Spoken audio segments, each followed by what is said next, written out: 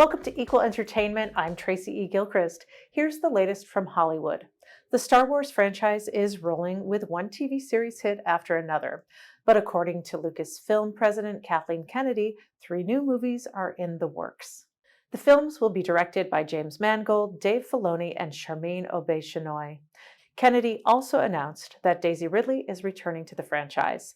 The films will be taking place at different times. One will be set in the deep past. One is set to take place 15 years after the events of the 2019 film Rise of Skywalker. And the last film will be set in the present. No release date was given for any of the films. Kennedy made the announcement at the Star Wars Celebration in London. The event brought together fans and alumni from past films and shows, but another major reveal took place and teed up what could be a summer series hit. Disney revealed the Ahsoka trailer and gave a release date of August 2023. The cast greeted fans and teased some details of the live-action series.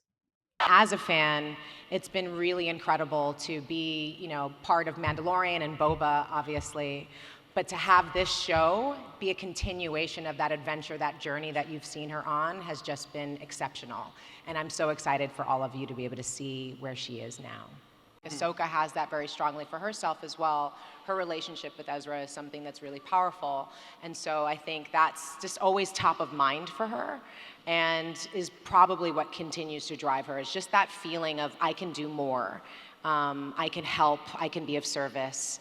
The team working together on all of these different shows for so long, I've never witnessed anything like it before with a crew.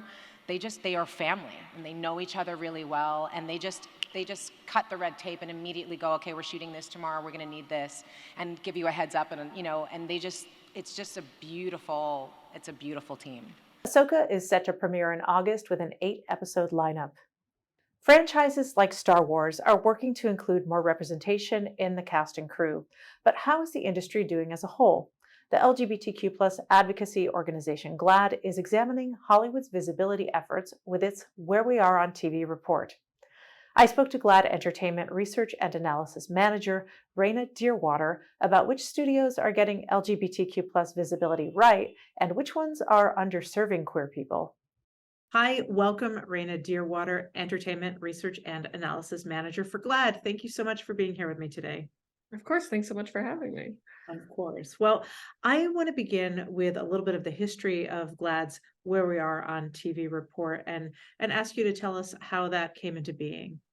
Yeah, so GLAAD has been counting LGBTQ characters on TV since 1996. When I was just 2 years old, already count the characters. But yeah, it's been a project that has been ongoing for 7 years at this point. And yeah, so it's just started as a resource and a way to hold the industry accountable about what they show on television, because TV can be, as so many queer people know, that like TV is so powerful in terms of both seeing yourself represented for people who might not have a community yet. They can find community and characters on TV, and also for people who may not know many LGBTQ people or be family or co-workers of LGBTQ folks, and then seeing them on TV is a way to sort of expand their mind a little. So yeah, we started that in 96, and the report has only expanded from there. It went from 12 characters in the first report to, in this most recent one, there's 596 characters counted. So a little bit of an increase. Yeah, a little bit. Okay. And that's over broadcast, cable, and streaming. Yes, all 3 platforms. And then in the last report, we added new streaming services. So because and when we first started streaming, it was just Amazon, Netflix, and Hulu. And now we've added Apple TV, Disney, HBO Max, Peacock, Paramount Plus to be like the major streamers. So there's a lot of them now, and a lot of them have queer characters, which is very exciting. Yeah, it is incredibly exciting. And I do want to I don't want to be a Debbie Downer so much, but so it is down from last year, which there were 637 characters last year, I believe. Right. Yeah. 596, which feels like a trend that we don't want to. I mean, I can't call it a trend. You could speak to that, but is it a trend? It is in danger of becoming a trend. I think with just that one year over year, we can't call it a trend yet. But in this report, we've observed that of the characters counted, 140 of them won't be returning due to series cancellations, and 35 more won't be returning because it was a mini series format. So basically, it could very well be a trend, and we're trying very hard to stop that. And yeah, between a lot of the losses, there were 40 less characters on broadcast specifically this year compared to last year. Cable and streaming remained about the same.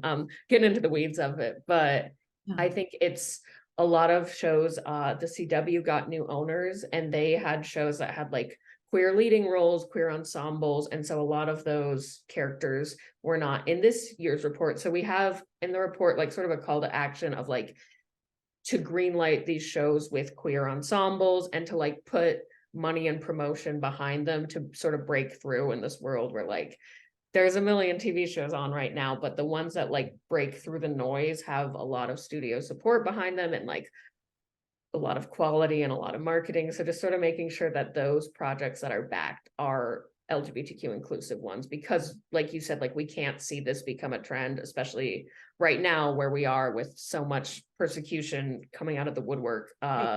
It is so vital to like keep these characters on screen and these like positive stories and like just let everyone know that like we're not going anywhere.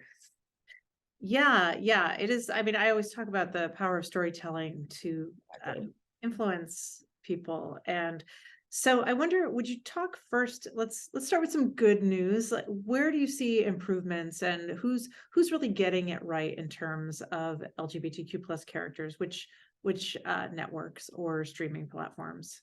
There's a variety across the board. I would say this was a really good year for in terms of cable. HBO had the most LGBTQ characters, and also HBO is a network that does, like, for example, The Last of Us is a show that was everywhere. It was a very popular adaptation, and like I don't know, there's a show on HBO Sundays, like people will be talking about it. And not only did they honor the queer content from the game, they also made it even gayer, which is really exciting in these adaptations, especially because in the past we've seen like book to screen or game to screen adaptations where they minimize the queer content. This was the opposite. Like you got to see Ellie as like have a, her crush on another girl. You got to see that whole episode with Bill and Frank, and it was just like good to see that and to see that content in a show that was, like I said, like so hyped up and had a really big audience. So HBO is good, has some great content, as does Showtime. With also, even though again, since the report came out, the L Word Generation Q has been canceled and removed from the platform. So sorry to now be a Debbie Downer in this your positive question, but yeah, that's disheartening to see because about half of their characters were on that show, and they talked about like making another L Word, so hopefully like they can do that. But I think the shows disappearing from the platforms is what's scary, I think, in terms of that feels alarming. Although I did read that the original L Word is still available. Yeah, they took off Gen Q and then also Work in Progress from a few years ago, which was very like very queer and like trans inclusive, and but now I'm like, where can we watch this? So I think that's something that's scary, and like with these, as media companies merge, they're like letting go of these shows, and that's something that cannot happen anymore. Is there a sense at GLAAD that it's been a little bit flat in terms of growth? It's been, so we like also have like a very specific methodology of counting. So it's like they have to be like regular or recurring characters in this one limited time window. So it hasn't been flat for us since like there has been a lot of growth since 2015.